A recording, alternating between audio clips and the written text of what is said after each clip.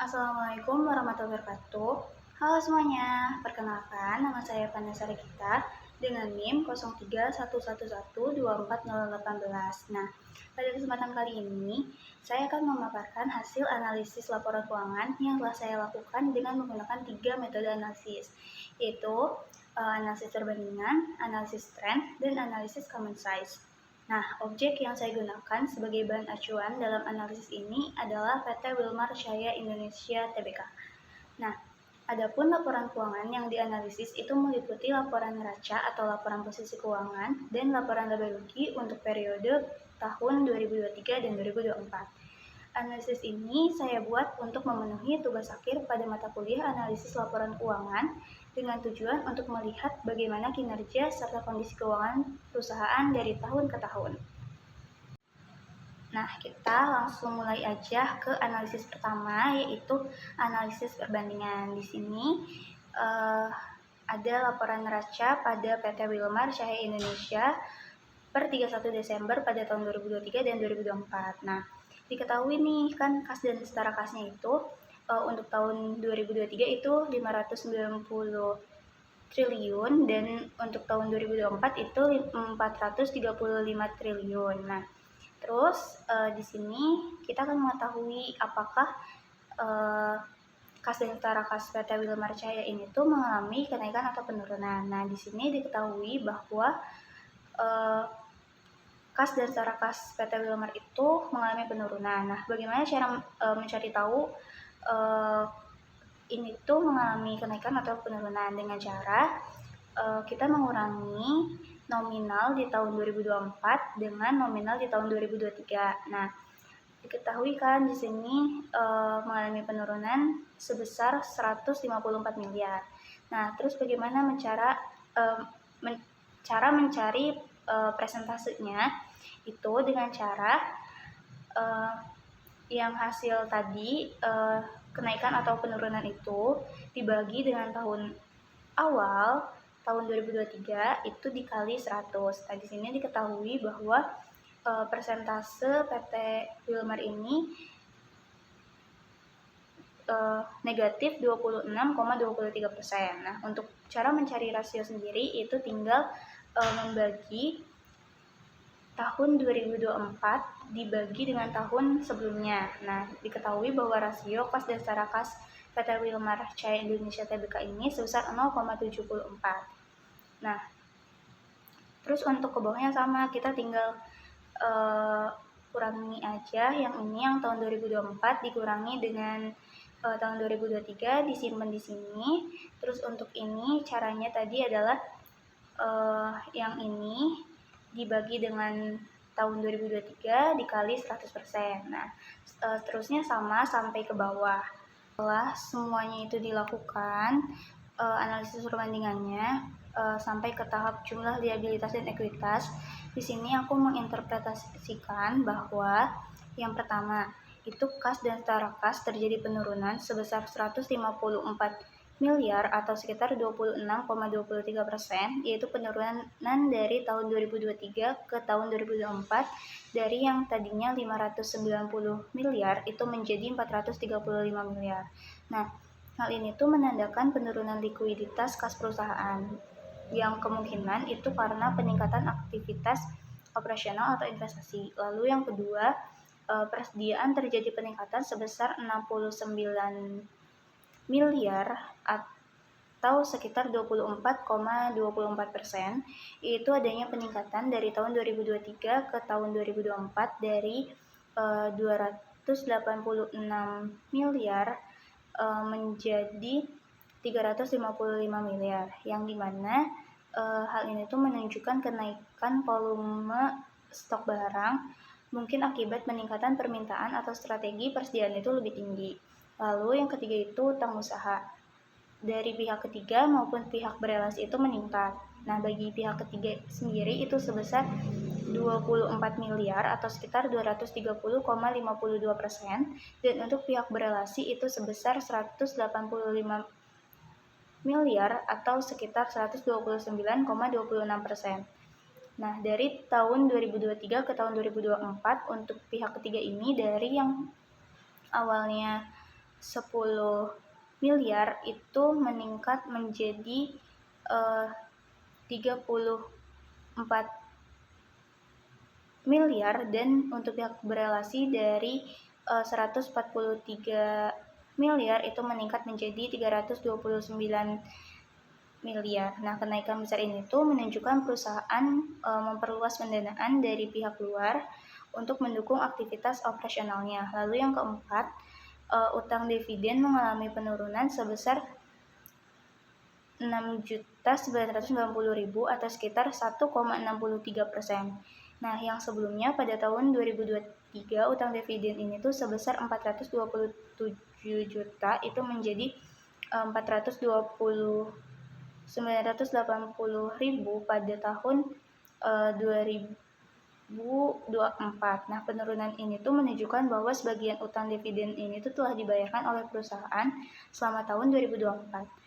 Lalu yang terakhir ini ada komponen ekuitas lainnya, juga mengalami peningkatan sebesar 971 juta atau sekitar 114,02%, yang dimana pada tahun 2023 sebesar 852 juta itu menjadi 1 miliar pada tahun 2024. Nah, di sini aku bakal lakuin analisis perbandingan pada laporan laba ruginya. Nah, caranya tuh sebenarnya sama aja kayak sebelumnya. Nah, di sini kan ada pendapatan dari kontrak dengan pelanggan. Nah, untuk mengetahui apakah dia mengalami kenaikan atau penurunan, itu dengan cara nominal tahun 2024 yang sebesar 8 triliun ini dikurangi dengan nominal pada tahun 2023 sebesar 6 triliun.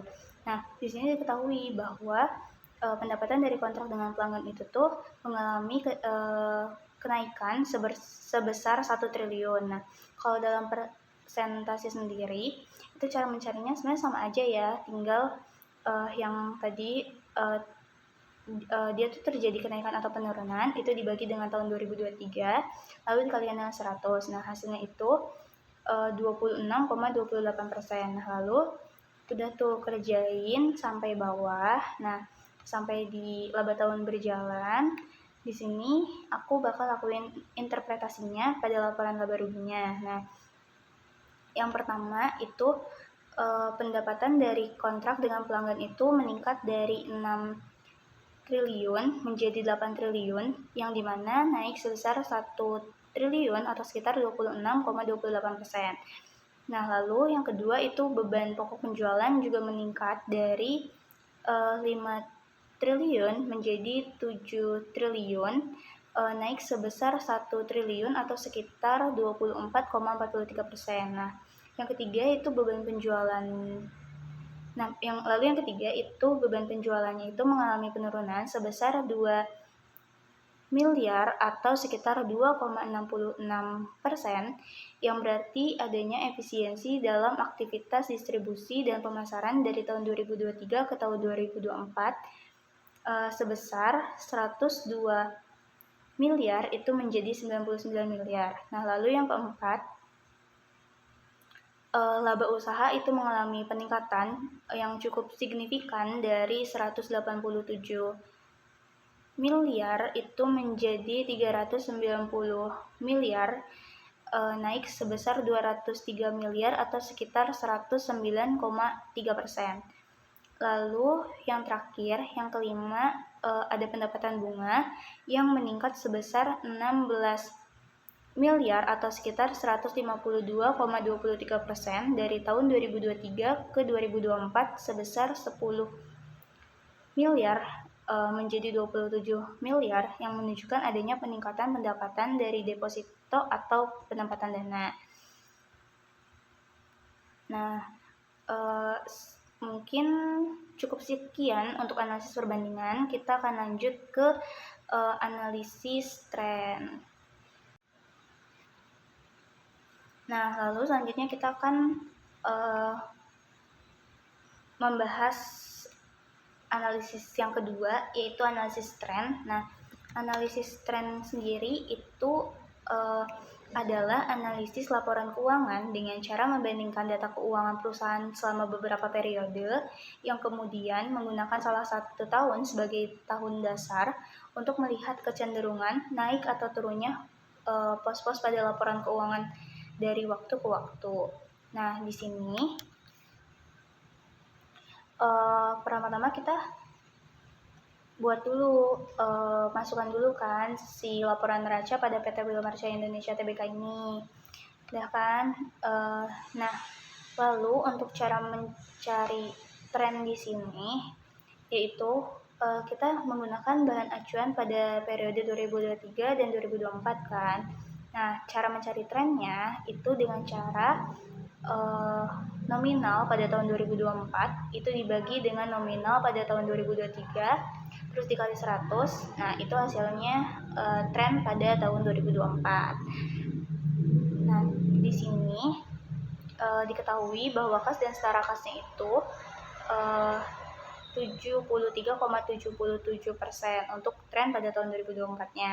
Nah, lalu untuk bawahnya tuh sama, tinggal yang ini dibagi dengan ini dikali dengan 100. Nah, itu tuh hasil tren 2024-nya. Pokoknya sampai bawah tuh sama ya. Nah, terus di sini aku bakal lakuin interpretasinya.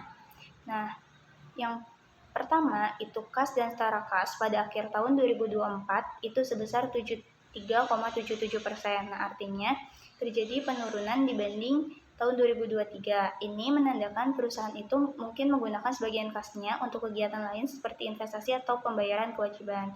Lalu yang kedua, ada pajak dibayar di muka pada akhir tahun 2024 itu naik sebesar 431,93%.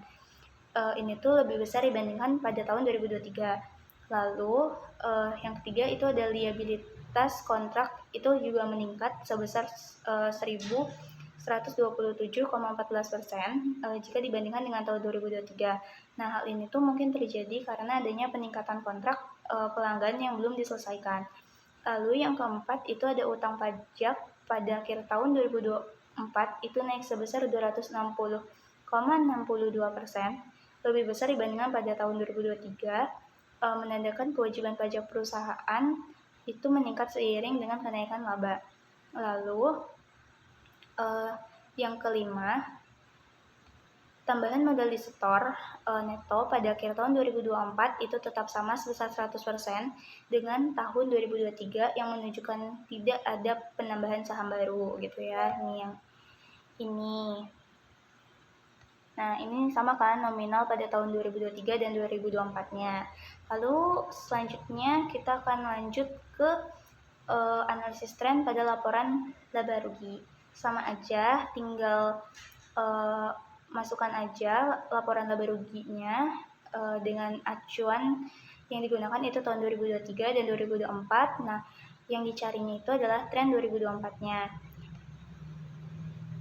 Terus tren ini cara mencarinya sama seperti yang neraca tadi, tinggal yang nominal tahun 2024 yang sebesar 8 triliun ini dibagi dengan tahun 2023 yang 6 triliun terus dikali 100. Terus di sini diketahui bahwa hasil tren pada tahun 2024-nya itu dari pendapatan dari kontrak dengan pelanggan itu sebesar 126,28%.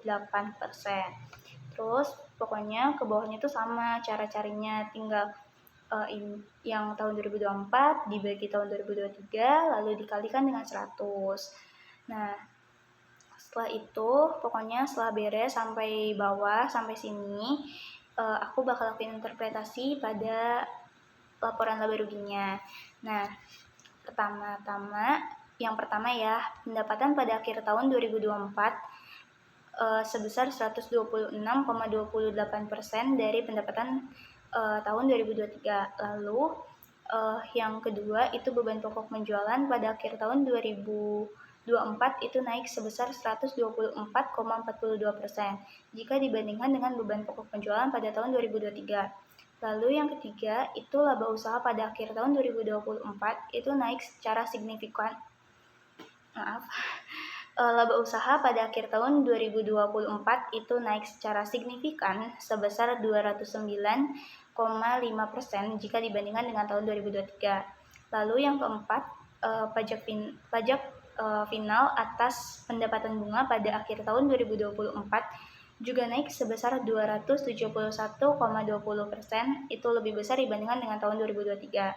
Lalu yang terakhir itu pendapatan lain-lain neto pada akhir tahun 2024 juga meningkat sangat besar, itu sebesar 247,95% jika dibandingkan dengan tahun 2023. Nah, lalu selanjutnya kita akan ke analisis ketiga, yaitu analisis common size. Nah, apa sih analisis common size? Nah, analisis common size itu adalah analisis laporan keuangan dengan cara menyatakan setiap pos dalam laporan keuangan sebagai persentase terhadap total. Nah, dalam neraca, setiap akun dinyatakan sebagai persentase terhadap total aset, sedangkan dalam laporan laba rugi, setiap akun akan dinyatakan sebagai persentase terhadap penjualan. Nah, kita akan langsung aja ke perhitungannya pada laporan neraca terlebih dahulu. Nah, di sini pokoknya tinggal masukin aja ya laporan neraca pada tahun 2023 dan 2024 milik PT Wilmarcha Indonesia Tbk. Lalu selanjutnya kita akan mencari common size pada tahun 2023 dan common size 2024. Caranya kayak gimana? Nah, caranya itu adalah yang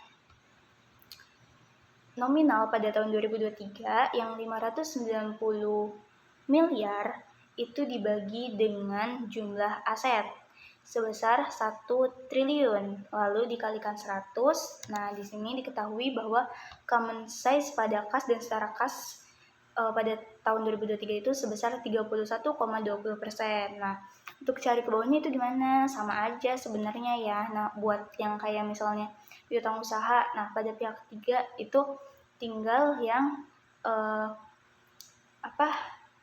nominal pada tahun 2023 yang 391 miliar itu dibagi dengan jumlah aset. Jadi dikali 100. Nah, itu tuh diketahui kan bahwa hasilnya itu 20,68%. Nah, jadi untuk common size 2023-nya yang yang aset itu dibaginya itu dengan jumlah asetnya, terus baru dikalikan 100. Nah, kalau misalnya common size 2024 itu sama caranya, tinggal yang nominal pada tahun 2024 yang 435 miliar ini dibagi dengan 2 triliun dikali dengan 100. Bawahnya sama, tapi sampai jumlah aset tidak lancar. Jadi patokannya itu adalah yang ini, hasil ini tuh dapat dari yang nominal ini dibagi dengan jumlah aset dikali 100. Nah, sama pokoknya ya yang common size 2023 2024. Cuman kalau misalnya common size 2023 itu pakainya tahun 2023, kalau misalnya common size pada tahun 2024 itu pakainya tahun 2024-nya. Lalu untuk yang liabilitas dan ekuitasnya sendiri itu pakai perbandingannya itu dibaginya itu bukan pakai jumlah aset, tapi pakai yang jumlah liabilitas dan ekuitas. Nah, caranya nih, kan di sini diketahui ya utang usahanya segini. Nah, caranya yaitu tinggal untuk yang common size 2023 yang nominal tahun 2023 yang 10 miliar itu dibagi dengan jumlah liabilitas dan ekuitas sebesar yang 1 triliun ini, lalu dikalikan 100. Nah, gitu. Pokoknya sama. Nah, yang ekuitas juga sama. Kalau misalnya yang dipakai tuh yang ini, terus dibagi dengan jumlah liabilitas dan ekuitas, terus dikali 100. Nah, itu untuk common size 2023-nya ya. Nah, kalau misalnya common size 2024-nya berarti tinggal yang ini dibagi dengan jumlah liabilitas dan ekuitas yang tahun 2024 sebesar 2 triliun itu dikali 100. Nah, yang ekuitasnya juga sama carinya. Pokoknya kalau misalnya yang common size 2023-2024 untuk neraca itu, kalau yang pada aktiva ya, itu pembaginya jumlah aset terus dikali 100.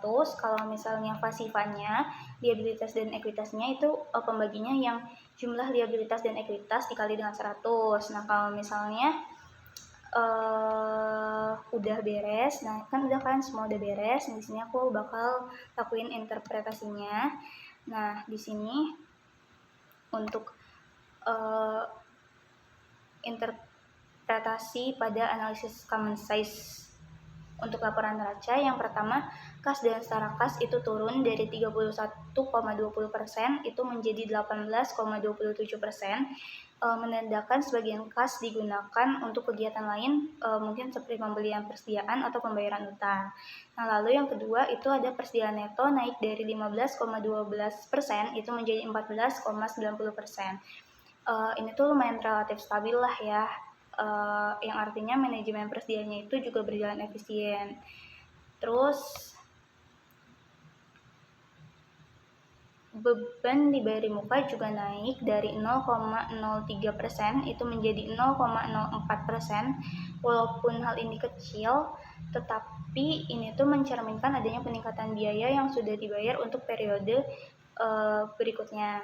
Lalu yang keempat itu ada utang pajak naik dari 0,61% menjadi 1,26%. Nah, hal itu sejalan dengan peningkatan laba dan aktivitas operasional. Lalu yang terakhir itu tambahan modal di setor turun dari 5,81 menjadi 4,61%. Ini tuh mungkin lumayan proporsional terhadap kenaikan aset. Nah, nanti kan ada ya persediaan neto yang ini kenapa aku sebut naik, sebenarnya ini tuh mengalami penurunan sih dari yang tadinya 15,12% terus jadi 14,91 tuh sebenarnya terjadi penurunan, cuman ini tuh masih relatif stabil lah gitu, karena kan persediaan ini tuh nantinya akan dijual kembali kepada pelanggan gitu. Nah, lalu yang terakhir aku bakal lakuin analisis common size pada laporan laba ruginya. Nah, sebenarnya caranya sama aja sih kayak yang tadi ya, kayak sebelumnya. Tinggal ya udah kita udah ketahui nih laporan laba ruginya untuk tahun 2023 dan 2024-nya. Lalu ya kita tinggal cari common size 2023 sama 2024. Cuman bedanya common size ini pembaginya itu adalah pendapatan untuk penjualan. Nah, karena di sini akun dari PT Wilmar Cahaya Indonesia itu tuh pendapatan, maka pembaginya itu adalah pendapatan. Nah, cara mencarinya ya tinggal misalnya ya yang beban pokok penjualan. Cara mencarinya yaitu nih yang nominal pada tahun 2023 yang sebesar 5 triliun ini dibagi dengan nominal pendapatan yang sebesar 6 triliun itu dikali dengan 100. Nah, diketahuilah bahwa common size 2023 pada beban pokok penjualan itu sebesar 94,54%. Nah, kalau ini tuh sama sih sampai bawah nih, mau yang 2023 atau 2024. Nah, kan kalau misalnya yang laporan neraca tadi tuh ada dua pembagi ya. Kalau yang aktiva itu berarti pembaginya adalah jumlah asetnya. Kalau misalnya pasiva ya pembaginya adalah jumlah si liabilitas atau ekuitas. Nah, ini juga kalau misalnya common size 2024-nya tinggal yang ini, yang nominal beban pokok penjualan pada tahun 2024 yang 7 triliun itu dibagi dengan nominal tahun 2024 yang 8 triliun itu dikali dengan 100. Nah, diketahuilah bahwa common size pada tahun 2024-nya itu sekitar 93,18%. Nah, kalau ini tuh sama sih sampai bawah, pembaginya itu adalah penjualan atau pendapatan. Lumayan beda sebenarnya antara analisis common size pada laporan neraca sama laporan laba rugi. Sebenarnya kalau untuk common size itu lumayan beda lah. Nah, lalu kalau misalnya udah sampai bawah ya, aku di sini juga bakal lakuin interpretasinya, yaitu yang pertama, pendapatan dari pelanggan tetap menjadi 100% karena merupakan dasar perhitungan semua pos dalam laporan laba rugi. Nah, Terus yang kedua, itu beban penjualan turun dari 1,62% menjadi 1,25% yang menandakan adanya efisiensi dalam biaya promosi dan distribusi. Lalu yang ketiga, itu beban umum dan administrasi turun sedikit dari 0,90% menjadi 0,79%. Mungkin hal ini tuh menunjukkan adanya efisiensi yang baik atas biaya operasional kantor. Lalu yang keempat, pendapatan bunga neto itu meningkat dari 0,14% itu menjadi 0,27% dari pendapatan. Nah, hal ini tuh menunjukkan peningkatan hasil dari investasi jangka pendek atau deposito. Lalu yang kelima, yang terakhir ya, itu adalah laba tahun berjalan yang naik sebesar 2,42% menjadi 4,06%, yang artinya perusahaan itu mampu menggandakan profitabilitas bersih terhadap penjualannya. Nah, mungkin cukup sekian pembahasan aku terhadap ketiga analisis tadi ya. Dari analisis perbandingan, analisis tren, analisis common size. Nah, mungkin mohon maaf bila aku ada salah kata atau salah penyampaian, mohon dimaafkan. Wassalamualaikum warahmatullahi wabarakatuh.